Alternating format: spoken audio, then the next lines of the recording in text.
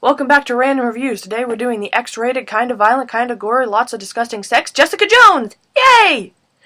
And as always, my opinions, my perception, the way I saw it, the way I think it, my opinions. You can disagree, in fact, please do, because if we all thought the same thing, it'd just be weird anyway. Tell me what you think in the comments, or not, or just kind of sit in the corner and be like, he doesn't know what he's talking about. I feel like that's where some of you are at anyway. So, Jessica Jones is, it's a Netflix original series starring the Marvel character Jessica Jones, who, essentially she's kind of like this, not really wannabe, kind of doesn't want to be superhero. She has super strength. In some comics she has flight, although that isn't in the show for sure.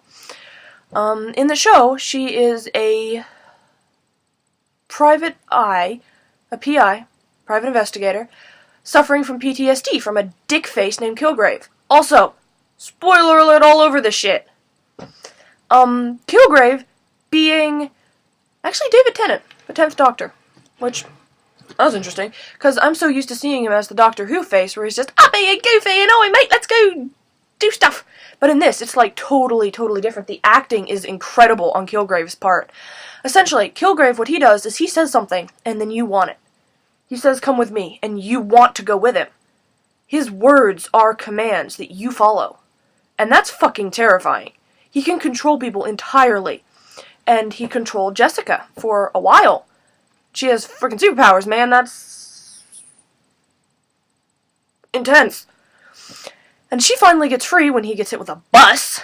And it's quite a while later, and she's a private eye, and she finds someone with the exact, went through the exact same thing that she did. And she tries to help, and she gets her loose and everything. And in the end of the episode, she's like, look, the only way to get rid of his power is to get as far away from you as you can. Just take her, go home, get out. And so the girl and her parents, they head into the elevator, and just as the door is closing, she pulls out a gun. And Jessica freaks out, and she runs downstairs, and when she finds out, the girl had been ordered to kill her parents. And so, when I first saw that, I kind of just, nope! And I closed the screen and just stood there thinking for a while. 'Cause it's a really violent opening. But I did actually go back. Turned out, yeah, she'd been Kilgraved. Yeah, Kilgrave. It's kind of a stupid name. The show's incredible, really. The level of depth and plot that went into Jessica and all of the other characters is exquisite. The whole principle of him telling you what to do and then you want to do it. It's freaking terrifying. I actually have an OC very similar to that who has a power that what he says other people want. If he says stop, they want to stop. And I hadn't realized it, but he could be that powerful, which is scary. The one thing I will warn is there is a lot of X-rated material, as in his father's arms get chopped off and then shoved down the garbage disposal. Yeah, that part was nasty. Oh yeah, and her not childhood crush, but this little kid who has a crush on her ends up slitting her throat in her bed.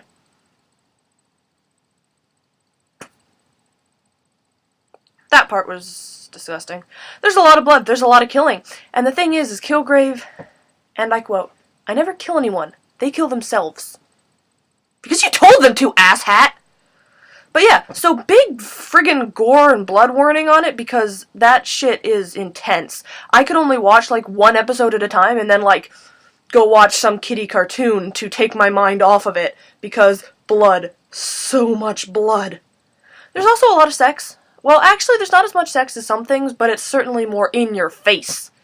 As in, like, you don't see parts or pieces, but you see the thump, thump, thump, thump. They break a bed at one point. But the characters are well written, the story is incredible, and you stick with it just because you want to see that son of a bitch die. I literally, the last 6 episodes, I was only there because I'm like, I will stay until Kilgrave gets his comeuppance, I swear to God. He does in the end, don't worry. But, yeah. It's really intense. I don't recommend watching more than 1 or 2 episodes at a time. And have someone with you when you do it so you don't wet yourself out of terror. It's not actually horrifying, it's just disgusting. But that's my take on it. And it's not my personal favorite because I don't really like all the blood and gore that much. I mean, But I would recommend checking it out, especially because it's going to be important in the Marvel Cinematic Universe, including crossing over with Daredevil, Matt Murdock, over in, Hell's Kitchen, over there.